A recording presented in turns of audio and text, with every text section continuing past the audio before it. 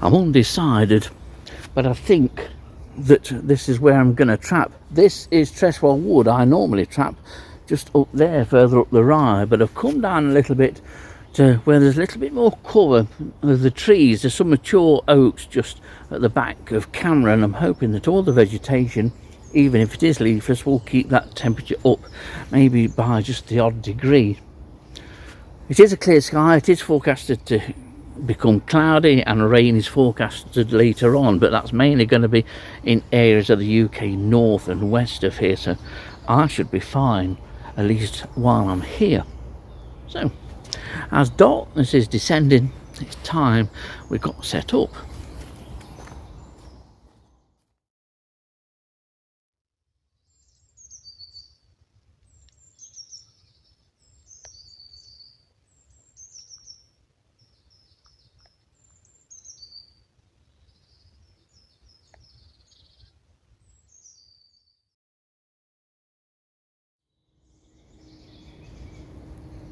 Whether you saw that bat go across.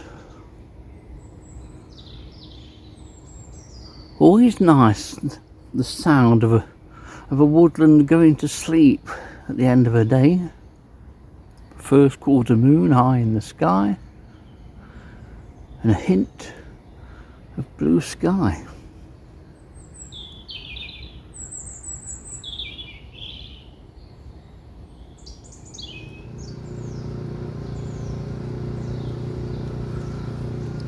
Well, 6 or 18:20, and we're up and running.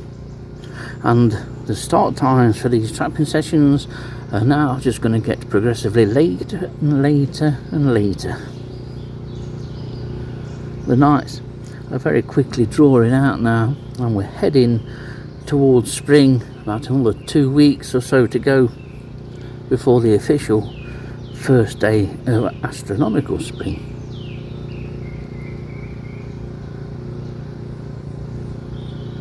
Nice to hear the bird song in this late evening as we await the first moth.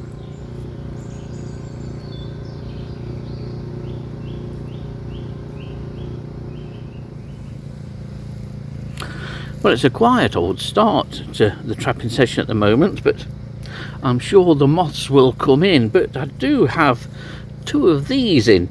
Hopefully I can show you these in the flesh, so to speak, but I didn't recognise them when they first came fluttering into the light. I just couldn't fathom out what they were, and it wasn't until I potted them both up that I realised they were shoulder stripes.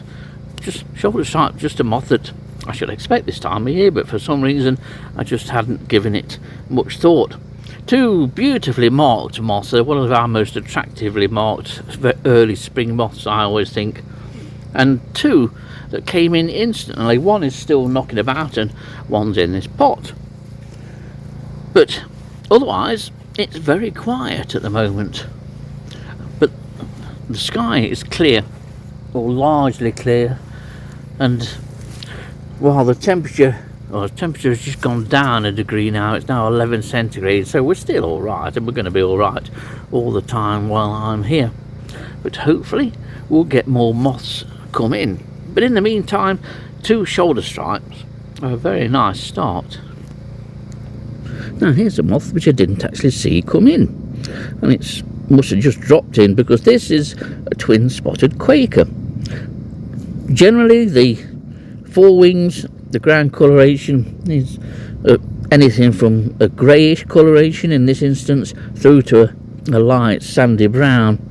The only distinguishing markings of any kind really are the 2 kidney marks on, or 1 on each wing, and those 2 twin spots, those 2 black spots, hence why the moth derives its name.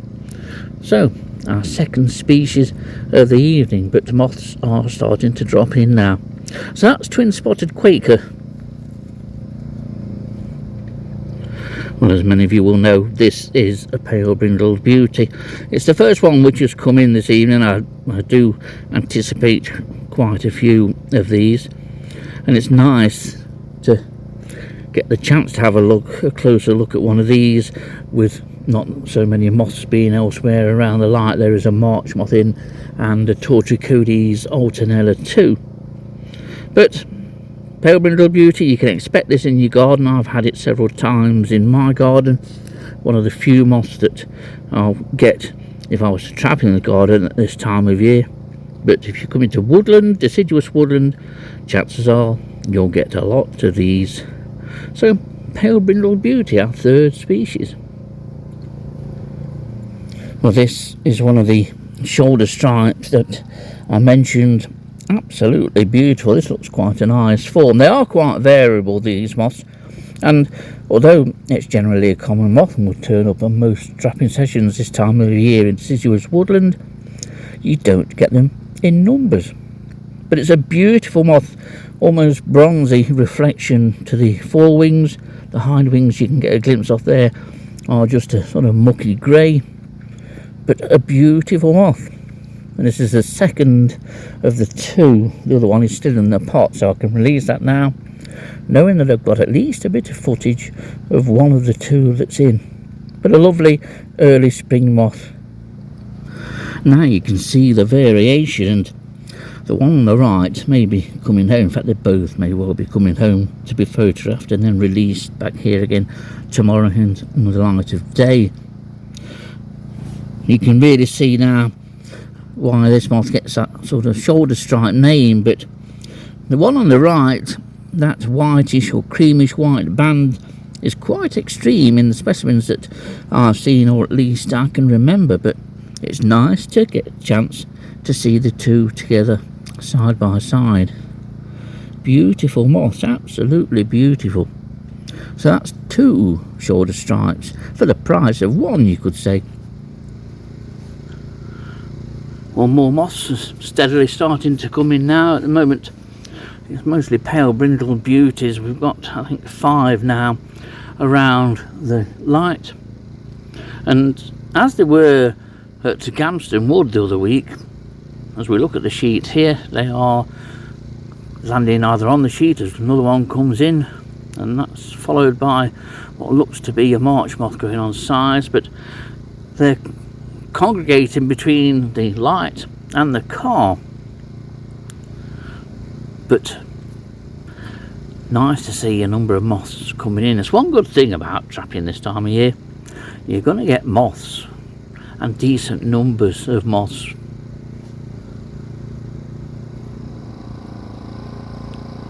Well, here's an unusual shot. Especially unusual because I rarely see this. In fact, I've known pale brindle beauties land on tree trunks, but not on small hazel twigs like this. Plus, it's about 7.5 feet up, this hazel.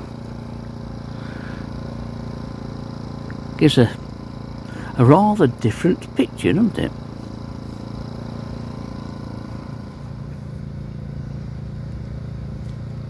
Well, it's fairly rapidly turning into another pale brindle beauty fest. We're on to about 13 now because they're continuing to drop in. There's 1 or 2 march moths also coming in now. Not a great deal of anything else really, to be honest, apart from 5 shoulder stripes. I can't remember getting 5 shoulder stripes in a single trapping session before, but I may well have done, and the information has got lost up here in the midst of time. But it's nice to see good numbers of moths flitting around either on the sheet or around the sheet. I have to be careful where I walk, but no big totals of anything yet. Rather disappointing is the fact that I've just got 2 Tortricodes alternella, and I expected more. I know Treswell wood isn't the most prolific for oak, but there is enough oak here to make you think that species like Tortricodes alternella should be more common. Surely they haven't started to finish their flight season already. Well, there's another new species for the year. This is a water carpet. This one just suddenly flopped down in front of me, and a nice addition to this evening's list. I've also had in satellite and the first yellow horned, which I'm waiting to settle down, and then we'll hopefully get some footage of that. But water carpet is a very attractively marked moth. It may well not be the most colourful carpet you'll ever catch, but it is a very nice moth indeed, especially when fresh. It does vary to a degree, and there is a rare form which is pretty much completely dark, and you have to struggle really to make any kind of discernible markings out. I think I've got a photo of that, but I'll put that in if I have. So, water carpet, another species for this evening. Well, here's that yellow horned. It's settled down quite nicely now, which they often usually do when they land on the sheet, but this one had to go in the pot for a couple of minutes to give it a chance to settle down. Very attractively marked moth. This is a very variable species, but most will look like this that you catch. I've had this once in the garden, and once only, but sites like Sherwood Forest, this occurs in really big numbers, and did this himself, we had some very high counts. So another one for this evening, and this is a species which we'll probably see whenever we trap in a woodland or deciduous woodland setting such as Treswell here over the next few sessions. So that's yellow horned.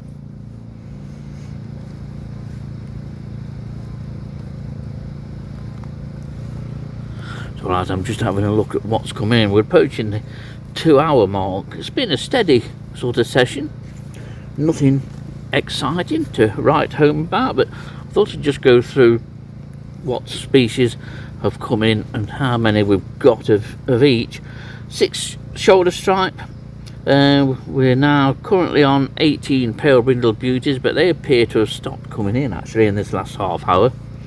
Single twin spotted quaker is still here. March moth, we're now on to 13, and we're up on to 7 Torticodes alternella. Quite a poor count, at least poorer than expected. Single satellite and yellow horned. Water carpet, 3 ended up coming in within the space of a couple of minutes. Common quaker, 5 common quaker are in, no small quaker yet. Single chestnut has dropped in. Agonopteryx heracleana and Ipsilopa ustella are about the only other micros that's in. It's very poor for micros, I think so. I expected at least 1 or 2 Cleris species, but I've not done very well in the 3 trapping sessions of this year, I think it is, for micros. And the clouded drab has just come in, the first of a number that we're going to see over the next few trapping sessions, which is about 11 or 12 species by my reckoning. So not bad. It's always better to at least come out and catch very little or nothing of note than it is to stay at home and wonder, what if I'd gone out, what would I have caught? At least I know. So I think it's cup of tea time, and I'll give it a bit longer. We'll have a bit of a wander around. I think there's a red-green carpet here. Yes, there's a red-green carpet that's just appeared from somewhere, and that's settled on the sheet. So moths are still coming in. Let's hope for something a little bit more juicy. How about another dotted chestnut? Wouldn't that be something? There isn't one, so, but it would be something.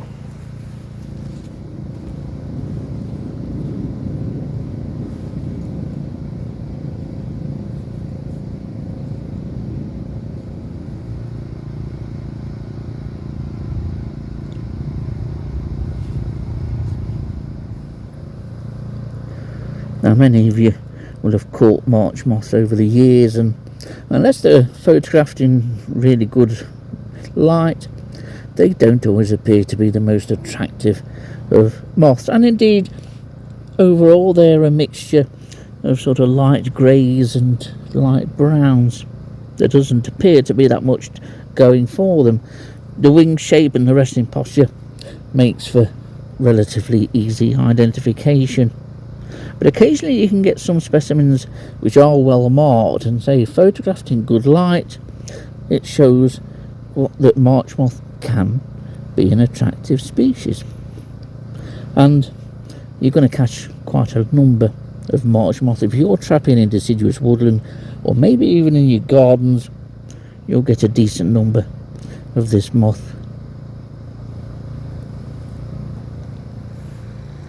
Well, it's just coming up to 2.5 hours of this trapping session, and I'm more than happy to call it a night and pack up and head for home. Temperature is still 9 centigrade, but I'm sure that within the next hour it will go down to 8, and the number of moths is starting to slow up a little bit.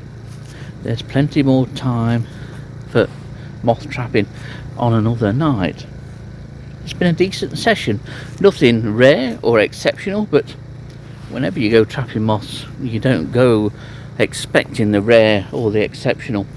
If they come along, that's a bonus.